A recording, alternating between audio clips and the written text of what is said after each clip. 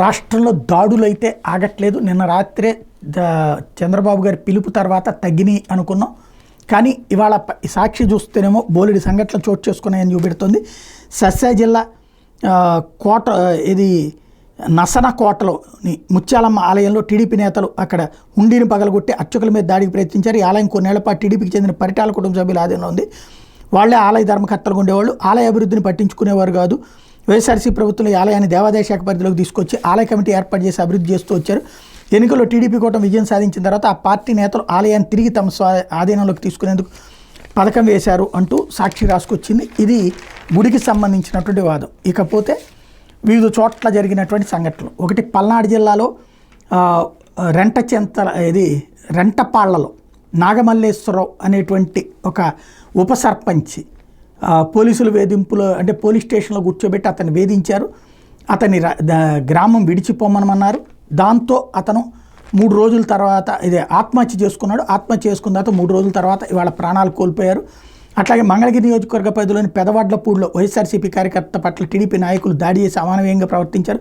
దీనికి సంబంధించిన video social మీడియాలో వైరల్ అయింది. వైఎస్ఆర్సీపీ కార్యకర్త కృష్ణవేణి భర్త రాజ్కుమార్ గ్రామానికి టీడీపీ నాయకుడు జవ్వాది కిరణ్ చంద్ ఆదివారం తన అంచుల ద్వారా ఊరి మధ్యకి రప్పించాడు. అందరూ చూస్తుండగా దారుణంగా దాడి చేశారు. ఒంటి మీద దుస్తులు విప్పి మరీ చితకబాదారు. అనంతరం టీడీపీ కార్యకర్తలు లోకేష్ ఫోటో ఉన్న ఫ్లెక్సీ చేత్తో పట్టుకోగా విలపిస్తున్న రాజ్కుమార్ దాని ఎదురుగా మోకాళ్ళపై కూర్చోబెట్టారు. నన్ను క్షమించండి, చంద్రబాబు నాయుడు నారా లోకేష్ ఇతరులపై అనుచిత వ్యాఖ్యలు చేసినాక ఎప్పుడు అలా చేయనని చెప్పించారు. అనంతరం రాజ్కుమార్ తనను మన్నించమని టీడీపీ నేత కిరణ్ చంద్ కాళ్ళు పట్టుకున్నాడు. ఫ్లెక్సీలో లోకేష్ కాళ్ళు కూడా పట్టుకోమని టీడీపీ నేత ఆదేశించాడు. బాధితుడు వారు చెప్పినట్టే చేశాడు. తన కుటుంబాన్ని క్షమించమని పదే విజ్ఞప్తి చేశాడు. ఈ వీడియో పెద్ద ఎత్తున వైరల్ అయినప్పటికీ పోలీసుల నుంచి ఎలాంటి చర్యలు లేకపోవడం గమనార్హమని.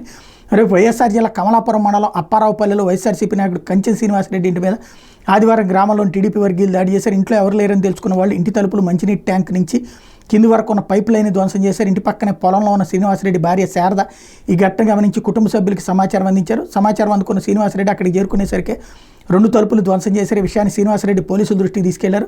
2 కానిస్టేబుల్ ఇక్కడే ఉంటారని ఉదయం స్టేషన్కి వచ్చి ఫిర్యాదు చేయాలని పోలీసులు చెప్పారని బాధితుడు వాపోయాడు. మాజీ ఎమ్మెల్యే బొల్లా బ్రహ్మనాయుడు స్వగ్రామైన సేవల్యాపురం మండలంలోని వేల్పూర్లోని ఎస్సీ కాలనీ వాసుల మీద ఆదివారం టీడీపీ కార్యకర్తలు దాడి చేశారు. వైఎస్ఆర్సీపీ ఓటు వేశారనే కారణంతో 50 మందికి పైగా టీడీపీ కార్యకర్తలు దాడి చేసి 4గురిని గాయపరిచారన్నటువంటి వార్త హైలైట్ చేశారు. మరొక వైపున పల్నాడు జిల్లా సత్తెనపల్లిలోని ప్రగతి సిబిఎస్ఈ పాఠశాల మీద శనివారం టీడీపీ కార్యకర్తలు దాడి చేశారు. 200 మంది టీడీపీ నాయకులు కార్యకర్తలు పాఠశాలపై దాడి చేసి పాఠశాలలోని డాక్యుమెంట్లు, కంప్యూటర్, హార్డ్ డిస్క్ అపహరించుకెళ్లారు. పాఠశాల భవనానికి గేట్లకు తాళాలు వేసి తెలుగుదేశం పార్టీ జెండాలు కట్టారు. దీని మీద ప్రగతి విద్యా సంస్థల వ్యవస్థాపకుడు డాక్టర్ మక్కెన అచ్చయ్య మాట్లాడుతూ తాను సతీమణి Makkena Padmaja 2013లో Andhra evangelical Lutheran church Guntur వారి నుంచి విద్యా సంస్థలు నిర్వహించడానికి 2.2 ఎకరాల స్థలాన్ని దీర్ఘకాలిక లీజు తీసుకున్నట్టు చెప్పారు. పాఠశాల భవన నిర్మాణ సమయంలో మొక్కపాటి చంద్రశేఖర్, వెల్నేడు కోటేశ్వరరావు, సూర్యదేవర శ్రీనివాసరావు తన కలిసి విద్యాబోధన అంటే ఇష్టమని నమ్మబలికి 2015లో ప్రగతి ఎడ్యుకేషన్ సొసైటీలో సభ్యులుగా చేరారని, 6 నెలలు గడవక ముందే తనతో గొడవపడ్డారని చెప్పారు. పాఠశాలకు చిన్న భవనం సరిపోతుంది, 2 ఎకరాల ఖాళీ స్థలంలో వాణిజ్య సముదాయం నిర్మించాలని ప్రతిపాదిస్తే తాను తిరస్కరించారని, ఆ స్థలం విద్యాసంస్థల నిర్వహణకు మాత్రం ఉపయోగించాలని చెప్పారని పేర్కొన్నారు. ఇందుకోసం ఆ స్థలాన్ని లీజుకి ఇచ్చారని చెప్పడంతో ఘర్షణ మొదలైందన్నారు. విద్యా సంవత్సరం మొదలయ్యే సమయంలో పాఠశాల మీద అధికారంలోకి వచ్చిన రాజకీయ పార్టీ నాయకులు దాడి చేస్తే ఎవరికి ఫిర్యాదు చేయాలి, రక్షణ కల్పించమని ఎవరిని అడగాలో అర్థం కావడం లేదని ఆవేదన వ్యక్తం చేశారన్నటువంటి వార్తని రిలీజ్ చేశారు. మరోవైపు చిత్తూరు జిల్లా పోతలపట్టు నియోజకవర్గం యాదమరి మండలంలోని చిన్నరెడ్డిపల్లి గ్రామంలో వైఎస్ఆర్సీపీ సానుభూతిపల్లిపై టీడీపీ కార్యకర్తలు ఆదివారం దాడికి పాల్పడ్డారు. చిన్నరెడ్డిపల్లికి చెందిన వైఎస్ఆర్సీపీ సానుభూతిపల్లిన యువకుడు పనికి వెళ్తుండగా అడ్డగించి టీడీపీ కార్యకర్తలు దాడి చేశారు. ఆ యువకుడు కుటుంబ సభ్యులు, బంధువులు కలిసి టీడీపీ కార్యకర్తలు ప్రశ్నించడం మరింత రెచ్చిపోయి కర్రలతో వాళ్ళని కూడా చితకబాదారు. ఈ ఘటనలో 8 మంది గాయపడ్డారు. బాధితుల ఫిర్యాదు మేరకు యాదమరి పోలీసులు గ్రామానికి వచ్చి పరిశీలించారు. అలాగే సత్యసాయి జిల్లా కదిరి మండలం కొలేపల్లి ఆదివారం టీడీపీ కార్యకర్తలు వైఎస్ఆర్సీపీ నాయకుడు హిదయతుల్లా మీద దాడి చేసి గాయపరిచారు. బాధితులు తెలిపిన వివరాల మేరకు హిదయతుల్లా ప్రెసిడెంట్గా ఉన్న కొలేపల్లి దేవర చెరువు సొసైటీలో 40 మంది సభ్యులు ఉన్నారు. వీళ్ళంతా చెరువులో చేపలు వదిలి జీవనం సాగిస్తున్నారు. ఎన్నికల్లో టీడీపీ గెలవగానే గ్రామానికి చెందిన ఆ పార్టీ కార్యకర్తలు చంద్రాత అంచర్లు సామశివ, మధు, చిరంజీవి, నారాయణ స్వామి తత్తులు చెరువులో వల్ల తీసేయాలని హిదయతుల్లాను 2 రోజులుగా ఒత్తిడి తెస్తున్నారన్నటువంటి వార్తని హైలైట్ చేశారు.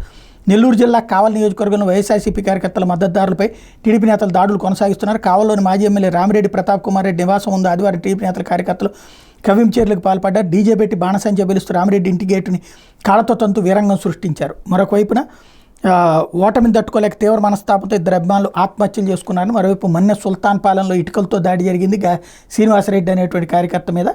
అలాగే పల్నాడు జిల్లా అమరావతి మండలం మునుగోడులో సార్వత్రిక ఎన్నికల నేపథ్యంలో ఏర్పాటు చేసిన వైఎస్ఆర్సీపీ కార్యాలయం శనివారం రాత్రి గుర్తెలింది దుండగులు దహనం చేశారు. మండలం లింగాపురంలో ఖమ్మంపాటి సుబ్బారావు ఇంటి మీద కూటమి కార్యకర్తలు దాడి చేశారు. అట్లాగే పల్నాడు జిల్లా రెంటచింతల మండలం తుమ్రుకోట గ్రామంలో రజకుల కాలనీ వద్ద ఏర్పాటు చేసిన రాజశేఖర రెడ్డి విగ్రహాన్ని ధ్వంసం చేశారు. అనంతపురం జిల్లాలో వైఎస్ఆర్సీపీ కార్యకర్తల మీద దౌర్జన్యాలు కొనసాగుతున్నాయి. ఆదివారం కందుర్పి మండలం జంబగుంపల ఆర్బీకే కేంద్రం వద్ద ఉన్న శిలాఫలకాలను టీడీపీ కార్యకర్తలు ధ్వంసం చేశారు. పట్టపగలే విధ్వంసం సృష్టించారు. అలాగే ఎన్టీఆర్ జిల్లా జగ్గైపేటలో టీడీపీ కార్యకర్తల పట్లోని తొర్రగుంటపాలెనికి చెందిన వైఎస్ఆర్సీపీ కార్యకర్త పాటి సాంబ ఇంటి మీద శనివారం రాత్రి దాడి చేసి విధ్వంసం సృష్టించారు. ఇంట్లో సామాగ్రిని ధ్వంసం చేసి చోరీ చేశారు. చంపుతామని బెదిరించారు.